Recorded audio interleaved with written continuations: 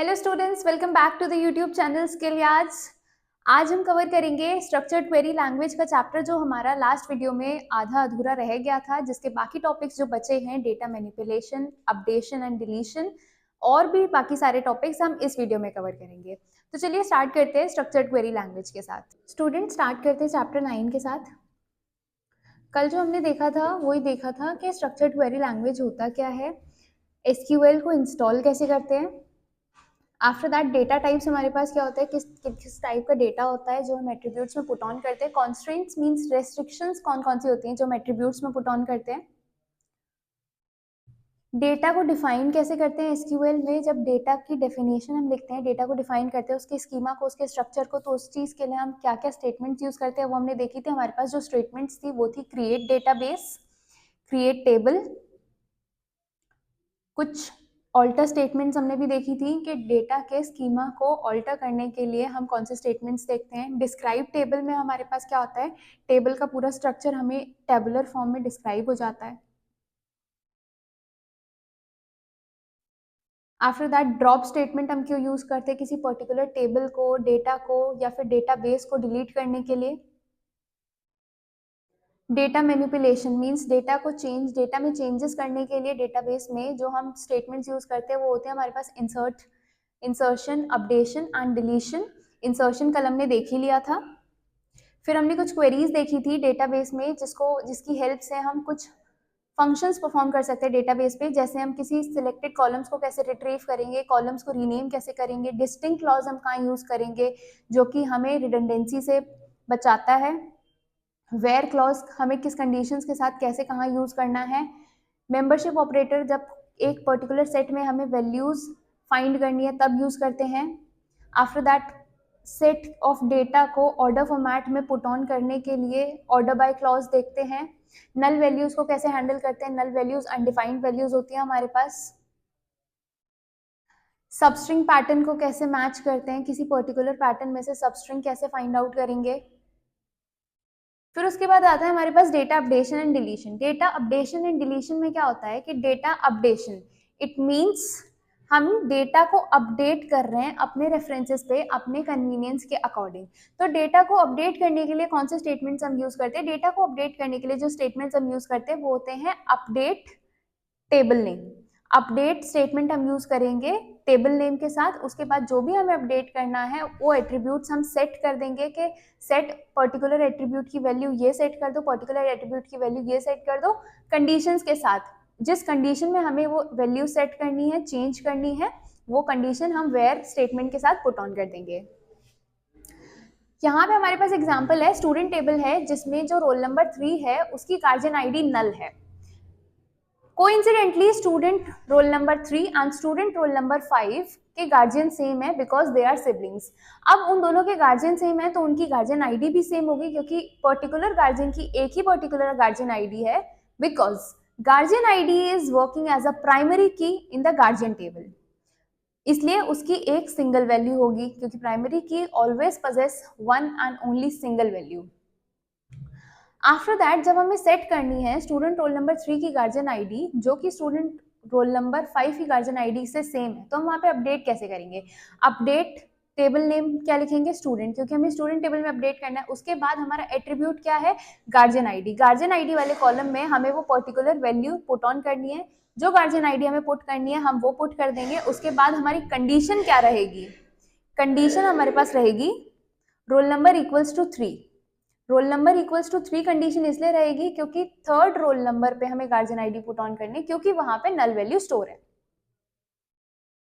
Talking about data deletion. Data deletion क्या होता है, किसी पर्टिकुलर डेटा को डिलीट करना है हमें, और उसको कैसे करेंगे, उसके लिए सिंटेक्स क्या होता है कि हमें डिलीट करना है, किस टेबल में से डिलीट करना है, तो फ्रॉम क्लॉज के साथ हम उस डिलीट स्टेटमेंट को लिख देंगे, डिलीट फ्रॉम टेबल नेम। फिर जिस कंडीशन में हमें वो डेटा डिलीट करना है वो पुट ऑन कर देंगे। तो यहाँ पे हमारे पास क्या आया, स्टूडेंट टेबल में से हमें डेटा डिलीट करना है और वो रो डिलीट करनी है जिसमें हम रोल नंबर 2 हमारे पास है। डेटा डिलीशन में हम पूरे रो का डेटा डिलीट करते हैं based on certain condition which we are putting in the query. अब हमें हमारे पास क्वेरी क्या आई कि जहां पे रोल नंबर 2 है उस पूरी रो को डिलीट कर दो, तो रोल नंबर 2 वाली रो को हम देखेंगे और पूरा डिलीट कर देंगे। किस टेबल में से? स्टूडेंट टेबल में से। फिर डिलीट करने के बाद हमने देखा कि लेट सी, चेक करते हैं कि हमारा डेटा डिलीट हुआ कि नहीं। तो हमने स्टूडेंट टेबल में से सारे रिकॉर्ड्स को सिलेक्ट कर लिया। सारे रिकॉर्ड्स को हम सिलेक्ट कैसे करते हैं? Select statement along with asterisk sign और फ्रॉम स्टूडेंट। फ्रॉम स्टूडेंट इसलिए आएगा क्योंकि हमें स्टूडेंट टेबल को सिलेक्ट करना है। तो हमारे पास ये जो आउटपुट आया वो हुआ रोल नंबर 1 3 4 5 6। हमारे पास रोल नंबर 2 नहीं है क्योंकि हम उसे ऑलरेडी डिलीट कर चुके हैं। फंक्शंस क्या होता है? फंक्शंस एक ग्रुप ऑफ स्टेटमेंट्स होता है जो एक पर्टिकुलर टास्क को परफॉर्म करने के लिए हम यूज करते हैं। अगर हमारे पास कोई फंक्शन ऑलरेडी डिफाइंड है तो हम उसे एक पर्टिकुलर टास्क को परफॉर्म करने के लिए मल्टीपल टाइम्स यूज कर सकते हैं। अगर फंक्शन हमारे पास डेटाबेस में हमारे पास देखा जाए तो हम रोज पे फंक्शंस परफॉर्म करेंगे। अगर हम एक सिंगल रो पे फंक्शन पुट ऑन कर रहे हैं और परफॉर्म कर रहे हैं तो हमारा वो सिंगल रो फंक्शन कंसिडर होगा, क्योंकि उसका एग्जीक्यूशन जो हो रहा है वो सिंगल रो पे हो रहा है। अगर हम उसे मल्टीपल रोज पे परफॉर्म कर रहे हैं, बहुत सारी रोज पे साइमल्टेनियसली परफॉर्म कर रहे हैं, तो हमारा एग्जीक्यूशन मल्टीपल रोज के लिए होगा। उस केस में जो फंक्शन हम डिफाइन करेंगे उसे हम कहते हैं एग्रीगेट रो फंक्शन। तो इनकी फंक्शनैलिटी के बेसिस पे इन दोनों को कैटेगराइज किया हुआ है। One is single row function and another one is aggregate row function. Single row function हमारे पास तीन कैटेगरीज में होते हैं। First is number, second one is string and the third one is date. Numeric functions हमारे पास कौन कौन से हैं? न्यूमेरिक फंक्शंस जो हमारे पास हैं वो है पावर, राउंड, मॉड। स्ट्रिंग में हमारे पास है U case, L case, mid, length, left, right, insert, L trim, R trim, trim. Date function में हमारे पास आ गया now, date, month, month name, year, day and day name. अब सिंगल रो फंक्शन में मैथ फंक्शन जो हमारे पास था वो है हमारा power, round, mod. Power x comma y means x to the power y। यहाँ पे हमारे पास एग्जाम्पल दिया हुआ है, हमें सिलेक्ट करना है power 2,3 means 2 to the power 3 we have to multiply 2 3 times, so the answer we are getting is the final answer। 2 को जब हम 3 में मल्टीप्लाई करेंगे 2 to the power 3 तो that is 8। अब बात करते हैं round n comma D. Round n comma D हमारे पास क्या आता है कि हम n नंबर को जितना d स्पेसिफाई है उतने यूनिट प्लेस तक राउंड ऑफ करेंगे। फर्स्ट एग्जांपल हमारे पास दिया हुआ है 2912.564। कितने यूनिट प्लेस? एक यूनिट प्लेस, मतलब डेसिमल के बाद कितने यूनिट प्लेस तक हमें उसे राउंड ऑफ करना है? 1 यूनिट प्लेस तक। तो यहाँ पे क्या होगा? 29112.564 है। 564 को जब हम राउंड ऑफ करेंगे तो हम इसे 6 कंसिडर करेंगे, बिकॉज यहाँ पे जो 0.5 से बड़ी वैल्यू होती है दैट कैन बी 0.5 से बड़ी, और 0.5 जो वैल्यू होती है उसे हम नेक्स्ट सक्सीडिंग नंबर में कंसिडर करते हैं। मीन्स उसमें प्लस हो जाएगा वो नंबर, नेक्स्ट नंबर को हम कंसिडर करेंगे। अगर यही वैल्यू 0.5 से लेस देन होती तो जो हमारा प्रीसीडिंग नंबर होता उस पर्टिकुलर नंबर से जो छोटा नंबर होता हम उसको कंसिडर करते हैं। सेकेंड एग्जाम्पल में हमारे पास है सिलेक्ट राउंड 283.2। तो 283.2 को जब हम राउंड ऑफ करेंगे तो हमारे पास क्या आएगा? 283, because 0.2 is less than 0.5। Mod की बात करें, मॉड a कॉमा b, तो इसमें हमारे पास क्या आता है? Returns the remainder after dividing number a by number b। हम a को डिवाइड करेंगे b से तो जो हमारे पास रिमाइंडर आएगा वो हमारा फाइनल रिजल्ट होगा। हमारे पास एग्जाम्पल है सिलेक्ट मॉड 21,2। 21 को जब हम 2 से डिवाइड करेंगे तो it is divided by 2 but the remainder will be 1 and the quotient will be 10। तो रिमाइंडर जो हमारे पास 1 आया है वही हमारा फाइनल आंसर है। Talking about string function, string function के बारे में बात करें तो string function various operations perform करते हैं अल्फा न्यूमेरिक डेटा पे जो टेबल में स्टोर्ड होता है। ये alpha numeric data, character data और स्ट्रिंग डेटा पे जितने भी फंक्शंस ऑपरेशंस परफॉर्म करते हैं वो हम स्ट्रिंग फंक्शंस की हेल्प से करते हैं। स्ट्रिंग फंक्शन हमारे पास कौन कौन से होते हैं? यू केस और अपर। इट मीन्स हमें जो हमारे पास स्ट्रिंग दी हुई है उसे अपर केस में चेंज करना है। Select you case, informatic practices जो हमारे पास है उन्हें हमने अपर केस में चेंज कर दिया। लोअर और एल के स्ट्रिंग जो हमारे पास है लोअर केस में चेंज करेगी। इंफॉर्मेटिक्स प्रैक्टिसेस ऑलरेडी हमारे पास लोअर केस में है बट यहाँ पे letter I and letter P जो है वो हमारे पास अपर केस में है, तो उन्हें भी ये लोअर केस में कन्वर्ट कर देगी। अब हमारे पास आता है mid, string, position and the number of characters. सब स्ट्रिंग मिड स्ट्रिंग, सब स्ट्रिंग और सब str तीनों का एक ही काम होता है। तीनों में हम तीन चीजें लेते हैं, string, position and number of characters. अब इसको यूज कैसे करते हैं ये देखते हैं। ये हमें एक सब स्ट्रिंग प्रोवाइड करता है जिसका साइज n जो हमें डिफाइन किया गया है। मान लीजिए आपके पास एक स्ट्रिंग है जिसकी लेंथ है 10। अब आपको एक सब स्ट्रिंग फाइंड करनी है जिसकी लेंथ होनी चाहिए 3 लेंथ होनी चाहिए, लेकिन किस नंबर ऑफ पोजीशन से, किस इंडेक्स से वो स्टार्ट होगी, ये हमें पोजीशन में जो हमारी वैल्यू स्पेसिफाई होती है वो डिफाइन करती है।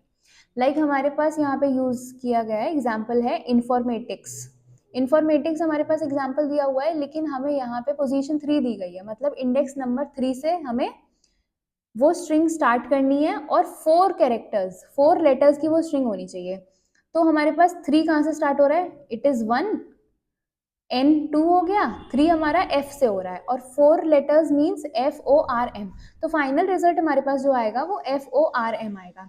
यही हमारे पास 7 की बात करें तो 7 की बात यहाँ पे पोजीशन वैल्यू हमें दी हुई है, बट नंबर ऑफ लेटर्स और नंबर ऑफ कैरेक्टर्स उन्हें स्ट्रिंग में कितने चाहिए ये हमें नहीं गिवन है।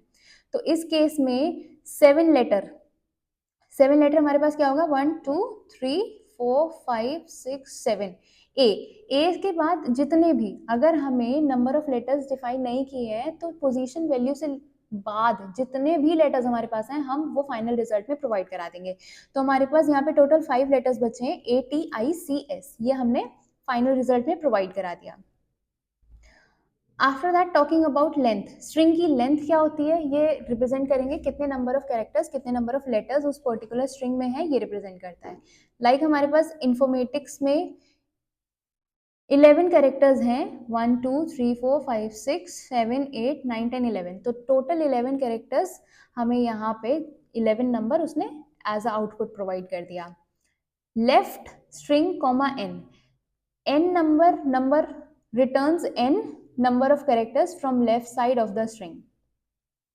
मान लीजिए हमें कोई स्ट्रिंग दी गई है कंप्यूटर और लेफ्ट की बात की गई है, तो लेफ्ट से जो 4 लेटर्स होंगे, 4 नंबर ऑफ लेटर्स हमें रिटर्न करने हैं, 4 नंबर ऑफ लेटर लेफ्ट से रिटर्न करने, तो लेफ्ट कहाँ से स्टार्ट होगा, C से, COMP। तो 4 नंबर ऑफ लेटर्स हमारे पास ऑलरेडी यहाँ पे आ गए। यही काम राइट स्ट्रिंग से हमें करना है, तो राइट से जितने नंबर ऑफ लेटर्स, हमारे पास एग्जांपल है साइंस, तो राइट में क्या आ रहा है हमारा, ई आ रहा है, ई से 3 लेटर्स, ECN, तो NCE जो होगा हमारा फाइनल रिजल्ट होगा। इन STR स्ट्रिंग और सब स्ट्रिंग यहाँ पे क्या रिटर्न करते हैं, एग्जाम्पल से समझते हैं। हमारे पास एक स्ट्रिंग दी गई है इन्फॉर्मेटिक्स, उसमें हमें MA फाइंड करना है, MA फाइंड करना है। MA हमें दिया गया है कि MA कौन सी पोजीशन वैल्यू से स्टार्ट हो रहा है वो आप हमें बता दो, हमें एक नंबर रिप्रेजेंट करना है। इन स्ट्रिंग में हम आउटपुट में क्या प्रोवाइड करेंगे, पोजीशन वैल्यू हम प्रोवाइड करेंगे सब स्ट्रिंग की, कि वो सब स्ट्रिंग की पोजीशन वैल्यू कहाँ से स्टार्ट हो रही है। तो MA की पोजीशन वैल्यू कहाँ से स्टार्ट हो रही है, 1 2 3 4 5 6, 6 से स्टार्ट हो रही है, तो फाइनल आंसर जो होगा हमारा वो होगा 6। Ltrim क्या होता है, returns the given string after removing leading white space characters. हमारे पास कोई स्ट्रिंग है, स्ट्रिंग में जितने भी वाइट स्पेस कैरेक्टर्स हैं हमें वो रिमूव करने हैं, तो वो कैसे रिमूव होंगे, हमने सिलेक्ट लेंथ डेली और लेंथ Ltrim डेली। हमने डेली को सिलेक्ट किया, डेली की लेंथ ले ली, डेली की जब हमने लेंथ ली तो हमारे पास यहाँ पे 2 वाइट स्पेस कैरेक्टर्स हैं, मतलब 2 स्पेस हमारे पास हैं, 2 स्पेस के बाद डेली लिखा हुआ है, तो डेली में कितने नंबर ऑफ कैरेक्टर्स हैं, 5, 2 स्पेस काउंट हो गए, तो लेंथ टोटल कितनी हुई, जब हम लेंथ फंक्शन यूज करते हैं तो white space character, it means space भी हमारे इंक्लूड हो जाते हैं टोटल नंबर ऑफ कैरेक्टर्स में, तो टोटल हमारे पास 7 हो गया। लेकिन जब हम Ltrim यूज करेंगे लेंथ के साथ, तो जो हमारे स्पेसेस थे उसको वो रिमूव कर देगा और एक्चुअल नंबर ऑफ कैरेक्टर्स हमें रिटर्न करेगा। Actual number of characters daily में हमारे पास कितने हैं, 5, तो एक्चुअल नंबर ऑफ कैरेक्टर्स इसने हमें यहाँ 5 रिटर्न कर दिए। ये तो Ltrim था। टॉकिंग अबाउट Rtrim, Rtrim क्या होता है, returns the given string after removing trailing white spaces character. अब ट्रेलिंग वाइट स्पेसेस कैरेक्टर्स क्या होते हैं, यहाँ पे हमारे पास दिया है सिलेक्ट लेंथ, सिलेक्ट करनी है पेन की, पेन की जो लेंथ हमने सिलेक्ट करी है वो है हमारे पास PEN3, उसके बाद 2 स्पेसेस भी हैं, तो जो 2 स्पेसेस हमारे पास हैं उनके कंसिडरेशन में हमारे पास टोटल लेंथ कितनी आ गई, 5। लेकिन जब हम आर ट्रिम यूज करेंगे तो जितने भी स्पेसेस हमारे पास होंगे, मतलब बाद वाले स्पेसेस, उस पर्टिकुलर सेंटेंस के या वर्ड के बाद वाले स्पेसेस जितने होंगे उनको वो रिमूव कर देगा। तो फाइनल आंसर हमारे पास कितना आएगा? 3, क्योंकि आर ट्रिम में जो ट्रेलिंग वाइट स्पेसेस होते हैं, मतलब बाद वाले स्पेसेस, उनको रिमूव कर देगा। टॉकिंग अबाउट ट्रिम, ट्रिम क्या होता है? Returns the given string after removing both leading and trailing white spaces. इसमें अगर आपके वर्ड से पहले वाले स्पेसेस हो या वर्ड के बाद वाले कोई से भी स्पेसेस हो, ये सारे स्पेसेस को रिमूव करके तब आपको नंबर ऑफ कैरेक्टर्स प्रोवाइड करेगा। जैसे हमारे पास यहाँ पे है मैडम, मैडम में 2 स्पेसेस आगे हैं, 2 स्पेसेस मैडम के खत्म होने के बाद है। तो यहाँ पे टोटल हमारे पास नंबर ऑफ कैरेक्टर्स कितने हो गए? मैडम के तो 5 हो गए, और 2 स्पेसेस मैडम के पहले, 2 स्पेसेस मैडम के खत्म होने के बाद, तो टोटल नंबर ऑफ कैरेक्टर्स हमारे पास 9 हो गए। अब ट्रिम में हमारे पास ट्रेलिंग स्पेसेस भी और लीडिंग स्पेसेस, मतलब उस पर्टिकुलर वर्ड के पहले वाले स्पेसेस और बाद वाले स्पेसेस सारे रिमूव कर देते हैं। तो यहाँ पे हमारे पास टोटल नंबर ऑफ कैरेक्टर्स कितने बचेंगे ट्रिम फंक्शन यूज करने के बाद? 5। एक मेजर जो है एल ट्रिम में हम लीडिंग स्पेसेस को रिमूव करते हैं, जो स्पेसेस पहले होते हैं वर्ड से। आर ट्रिम में जो स्पेसेस वर्ड के बाद होते हैं वो यूज करते हैं, और ट्रिम में चाहे वो स्पेसेस वर्ड से स्टार्ट होने से पहले या वर्ड स्टार्ट होने के बाद हो, दोनों में से दोनों स्पेसेस को हम रिमूव कर देते हैं। और इसको हम ऐसे भी कंसिडर कर सकते हैं, L trim means left hand side में वर्ड के स्टार्ट होने से, it means left hand side में जितने भी स्पेसेस हैं उनको रिमूव कर दो। R trim means right hand side word के खत्म होने के बाद जितने भी स्पेसेस हैं उनको रिमूव कर दो। डेट एंड टाइम फंक्शन क्या होता है? डेट एंड टाइम फंक्शन हमने थर्ड कैटेगरी पढ़ी थी। अब डेट एंड टाइम फंक्शन हमारे पास क्या है? हमारे पास वेरियस फंक्शन होते हैं जो डेट और टाइम पे ऑपरेशंस परफॉर्म करते हैं। डेट एंड टाइम पे बहुत सारे ऑपरेशंस होते हैं, लाइक डेटाबेस में आप कोई डेट एंड टाइम स्टोर कर रहे हो, आपको देखना है, आपको कोई फंक्शन लिखना है कि ये तो हमारे पास डेट स्टोर है, लेकिन हमें एग्जीक्यूट करना है और इंटरप्रेट करना है कि इस पर्टिकुलर टाइम पे अगर हम इस डेट से कैलकुलेट करें तो कितने number of days, number of years और नंबर ऑफ मंथ्स हमारे पास आ रहे हैं। तो ऐसे फंक्शंस जो यूज होते हैं, जो डेट एंड टाइम पे ऑपरेट होते हैं, उनको हम डेट एंड टाइम फंक्शन कहते हैं। डेट एंड टाइम फंक्शन के हमारे पास कितने एग्जाम्पल्स हैं ये देखते हैं।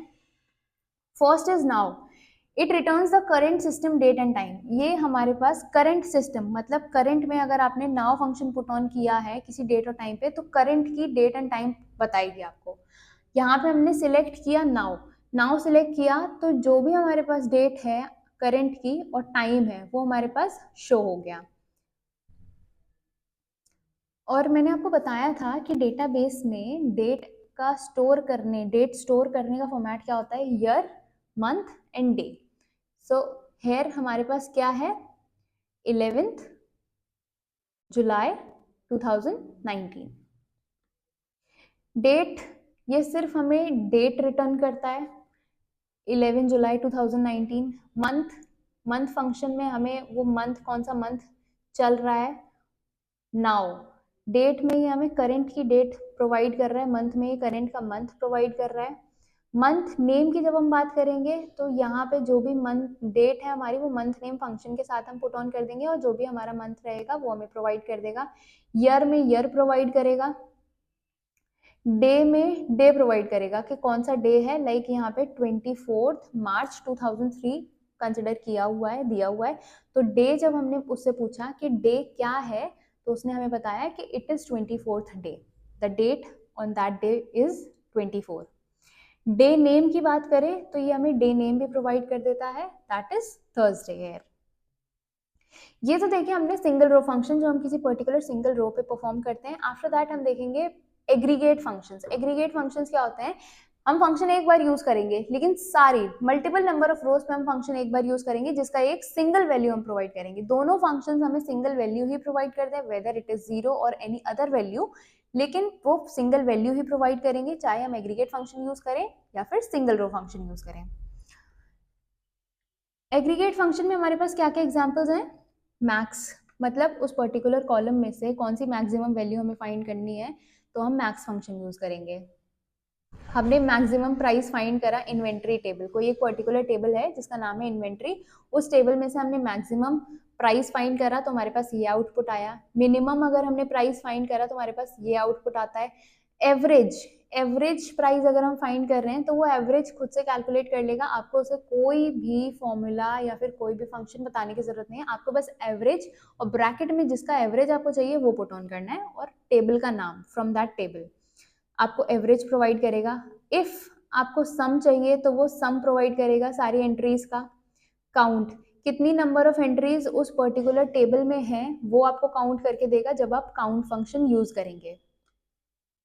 जब आपने काउंट एस्टेरिक यूज किया तो जितने भी नंबर ऑफ रिकॉर्ड्स थे, टोटल नंबर ऑफ रिकॉर्ड्स उस पर्टिकुलर टेबल में थे वो उसने प्रोवाइड करके दिए। लेकिन जब आप काउंट और कॉलम नेम आप वहां पे बता दोगे तो क्या होगा, उस कॉलम नेम में काउंट के साथ साथ लाइक यहाँ पे है returns the number of values in the specified column ignoring the null values को छोड़ के जितनी भी नंबर वैल्यू उस पर्टिकुलर कॉलम में होगी वो आपको रिट्रीव करके दे देगा। जैसे इस कॉलम में जो हमारे पास 4 वैल्यूज हैं जिसमें से एक वैल्यू नल है, तो अगर आपने कॉलम की बात करी, आप कॉलम को काउंट कर रहे हो तो नल वैल्यू वाले टपल को छोड़ के जितने भी टपल्स आपके पास होंगे उसको वो काउंट करके दे देगा आपको। अब हमारे पास आता है group by clause in SQL. Group by clause क्या होता है, हमें ग्रुप ऑफ रोज फेच करनी होती है डेटाबेस में से जिसमें से हम कॉमन वैल्यूज निकाल सकें। तो उन रोज को ग्रुप करने के लिए हम कुछ एग्रीगेट फंक्शंस उन पे यूज करते हैं, जैसे जो अभी फंक्शंस हमने देखे लाइक मैक्सिमम निकालना है, मिनिमम निकालना है, एवरेज, सम, काउंट, ये सारी चीजें निकालनी है। तो एक ग्रुप वैल्यूज पे हम ग्रुप डेटा पे हम अपने ऑपरेशंस परफॉर्म कर रहे हैं। तो इसके लिए क्या यूज होता है, ग्रुप बाय फंक्शन यूज होता है। और हैविंग क्लॉज क्या होता है, having clause in SQL is used to specify conditions on rows with group by clause. Having clause group by के साथ यूज होता है, ये रोज पे पर्टिकुलर कंडीशन परफॉर्म करने के लिए यूज होता है। यूज ये हमेशा ग्रुप बाय के साथ होगा और ग्रुप बाय में जो पर्टिकुलर रो पे हमें फंक्शन या कंडीशन परफॉर्म करनी होगी, कंडीशन पुट ऑन करनी होगी, वो हैविंग क्लॉज के अंदर हम स्पेसिफाई करेंगे। हमारे पास एग्जाम्पल है, एक एग्जाम्पल हमने सेल टेबल में से सारा डेटा फेच कर लिया। अब हमारे पास एग्जाम्पल क्या आता है, display the number of cars purchase by each customer from sale table. Number of cars जो पर्टिकुलर कस्टमर्स ने परचेज की हैं सेल टेबल में से हमें वो सिलेक्ट करनी है। तो हमारे पास कस्टमर आईडी हम सिलेक्ट करेंगे, कस्टमर आईडी सिलेक्ट करेंगे और उसको काउंट करेंगे। काउंट एस्टेरिक हमने यहाँ इसलिए लगाया है क्योंकि हम सारे डेटा को फेच कर रहे हैं, हमें सारे कस्टमर्स फेच करने हैं, that is why we are using asterisk sign. Customer ID हमने सिलेक्ट करी, कस्टमर आईडी के साथ उन पर्टिकुलर कस्टमर्स ने कितने नंबर ऑफ कार्स सिलेक्ट की हैं वो हमें काउंट करना है सेल टेबल में से, और हमें किस हिसाब से ग्रुप बाय कर देना है उन कस्टमर्स को, कस्टमर आईडी के बेसिस पे। क्योंकि ये टेबल हमारे पास ऊपर जो टेबल दी हुई है इसमें मल्टीपल कस्टमर्स जो है नंबर ऑफ टाइम्स रिपीट हो रहे हैं, रिडंडेंसी आ रही है, तो उस रिडंडेंसी को रिमूव हम करेंगे, हम ग्रुप करेंगे उन कस्टमर्स को on the basis of their customer ID के। एक कस्टमर आईडी कस्टमर को रिप्रेजेंट करेगी, तो उस पर्टिकुलर कस्टमर ने कितने नंबर ऑफ कार्स परचेज किए हैं वो हमें ग्रुप बाय क्लॉज के हेल्प से मिल जाएगा। तो number of cars purchased by first customer is 2, purchased by 7 customer is 2, purchased by third and fourth customer is 1 and 1। Second हमारे पास एग्जाम्पल है, display the customer ID and number of cars purchased if the customer purchased more than 1 car from sale table. हमें customer ID ही show करनी है और उनके number of cars जो उनने परचेज किए हैं वही शो करने, लेकिन कंडीशन हमारे पास क्या है, कंडीशन जब हम ग्रुप बाय स्टेटमेंट यूज करते हैं तो कंडीशन हम किस में पुट करते हैं, हैविंग क्लॉज में। कंडीशन क्या है, हैविंग काउंट, जिनने नंबर ऑफ कार्स एक से ज्यादा खरीदी हैं। तो हम काउंट तो सबको करेंगे लेकिन जो 1 से ज्यादा होंगी उन्हीं को हम टेबल में पुट करेंगे। तो आंसर हमारे पास क्या आता है, कस्टमर आईडी 1, कस्टमर आईडी 2, दोनों का काउंट आ गया 2 and 2। सिलेक्ट, और क्वेरी हमारे पास थी सिलेक्ट कस्टमर आईडी सिलेक्ट करनी थी, काउंट करना था हमें सेल टेबल में से, और ग्रुप किससे कर देना था, हैविंग क्लॉज में काउंट करना था, क्योंकि कंडीशन ये थी कि जिसने एक से ज्यादा कार्स परचेज की हो। थर्ड हमारे पास आता है, display the number of people in each category of payment mode from table cell.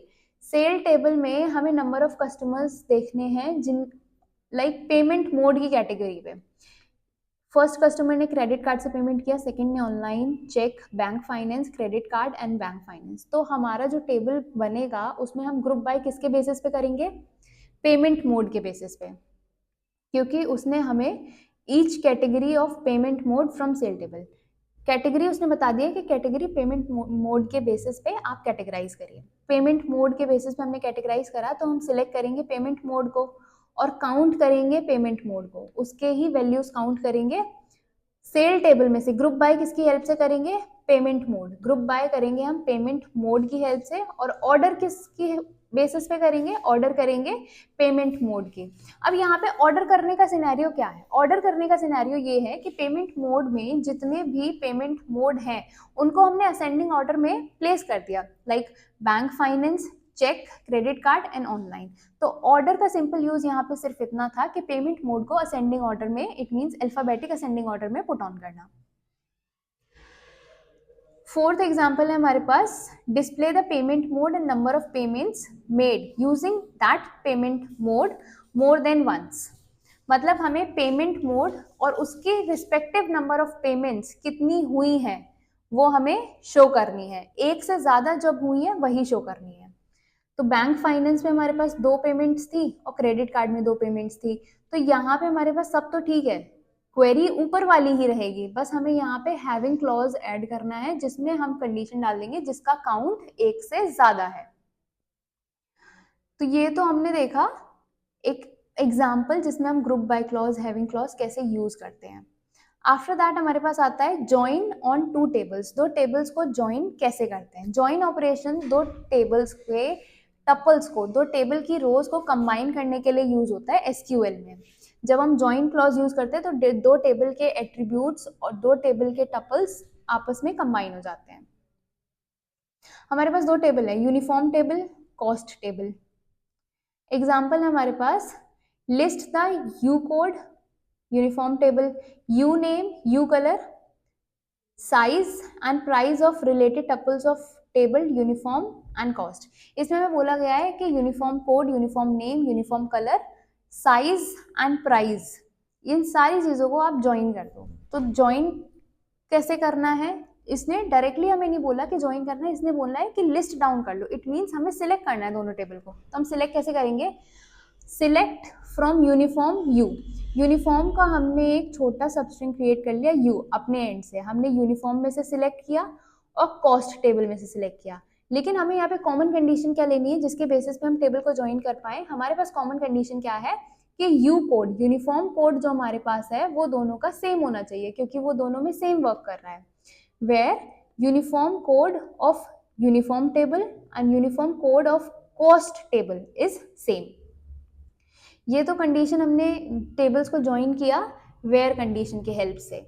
अब ज्वाइन क्लॉज कैसे यूज करते हैं? Select from uniform U, join cost C on.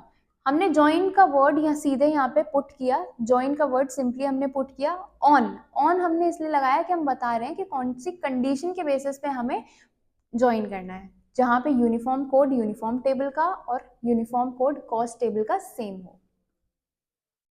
Natural join क्या होता है? हमारे पास एक्सप्लिसिट यूज ऑफ, ये फर्स्ट जो क्वेरी थी और जो सेकंड क्वेरी थी उसका आंसर हमारे पास आ गया था। जो टेबल ये यहाँ पे फेच होके आई है ये दोनों का सेम ही था।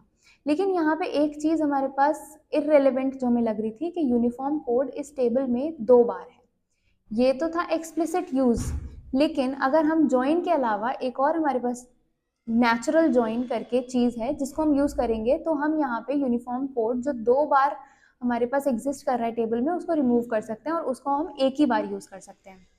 Select from uniform natural join cost. तो जब हमने नेचुरल ज्वाइन यहाँ पे पुट किया तो टेबल में यूनिफॉर्म कोड है सिर्फ एक ही बार पुट ऑन होगा। हमारे पास कुछ पॉइंट्स हैं, following are the some points जो ज्वाइन ऑपरेशंस में एक या एक से ज्यादा टेबल के ज्वाइन ऑपरेशंस में कंसिडर करते हैं। If 2 tables are to be joined on equality condition on common attribute, then one may use join with on clause or natural join in from clause. अभी हमने देखा कि जॉइन क्लॉज जब हमने use किया था, दो टेबल्स को ज्वाइन किया था, तो हमारे पास जो यूनिफॉर्म कोड था, यूनिफॉर्म कोड हमारे पास 2 बार एग्जिस्ट कर रहा था एक पर्टिकुलर टेबल में। तो उस केस में हमें ये प्रेफर किया जाता है कि जब भी हम टेबल्स को ज्वाइन करें तो हम नेचुरल ज्वाइन को प्रेफर करें। In general, N1 joins are needed to combine N tables on equality conditions. With join clause, we may use any relational operators to combine tuples of two tables. Join हम tables को कैसे करते हैं ये हमने देख लिया, और join के साथ हम कोई भी रिलेशनल ऑपरेटर्स यूज कर सकते हैं। रिलेशनल ऑपरेटर्स कौन से ऑपरेटर्स थे? जो हमें किसी दो टेबल्स में या फिर किसी डेटा में रिलेशन फाइंड आउट करके देते थे, उन ऑपरेटर्स को हम यूज कर सकते हैं। तो यहाँ हमारा एसक्यूएल क्वेरी वाला चैप्टर खत्म होता है। एक बार रिवाइज कर लेते हैं हमने आज क्या क्या पढ़ा। डेटा अपडेशन, डेटा को अपडेट कैसे करते हैं? अपडेट स्टेटमेंट के साथ। Data deletion, delete statement from table name, ऐसे करके। आफ्टर दैट फंक्शंस क्या थे? फंक्शन पर्टिकुलर ऑपरेशन को परफॉर्म करने के लिए यूज होता है। सिंगल रो फंक्शन होता है और एग्रीगेट फंक्शन होता है जो मल्टीपल रोज पे परफॉर्म होता है। उसके बाद हमने देखा group by clause. Group by clause attributes को ग्रुप करने के लिए यूज होता है। एट्रीब्यूट्स को जब ग्रुप कर देते हैं तो ग्रुप बाय क्लॉज यूज होता है। उसके कुछ एग्जांपल्स देखें। जॉइन ऑन टू टेबल्स, दो टेबल्स को कैसे जॉइन करते हैं? जॉइन के प्रेफरेंस में हम नेचुरल जॉइन कंसिडर करते हैं, क्योंकि वहाँ पे जो एक कॉलम होता है, जो कभी कभी दो टेबल्स का सिमिलर कॉलम होता है, वो 2 बार एग्जिस्ट करता है, तो उसको हम नेचुरल जॉइन की हेल्प से रिमूव कर सकते हैं। It can be written down once only. So SQL structured query language chapter हमारा खत्म हो चुका है। आप लोगों को जो भी डाउट है इस चैप्टर में या फिर बाकी के किसी भी चैप्टर में, तो आप लोग कमेंट सेक्शन में राइट डाउन करें। ये चैप्टर यहाँ खत्म हो गया। नेक्स्ट जो हम स्टार्ट करेंगे वो रहेगा हमारा कंप्यूटर नेटवर्क वाला पार्ट। कंप्यूटर नेटवर्क वाले पार्ट में हमारे 3 चैप्टर्स हैं, उसको हम 3 वीडियोस में कवर करके, दैट इज अबाउट 10 मार्क्स। आपका 10 मार्क्स का पार्ट है जिसको हम कवर करेंगे और ख़त्म करेंगे। ये दोनों टॉपिक्स खत्म करने के बाद हमारा 30 मार्क्स का सिलेबस ऑलमोस्ट कंप्लीट हो जाएगा क्लास 12 का। उसके बाद जो बचा हुआ पाइथन हमारा है उसको हम कंप्लीट करेंगे। सो आज के लिए इतना ही। Thanks for watching. Till then take care and bye bye.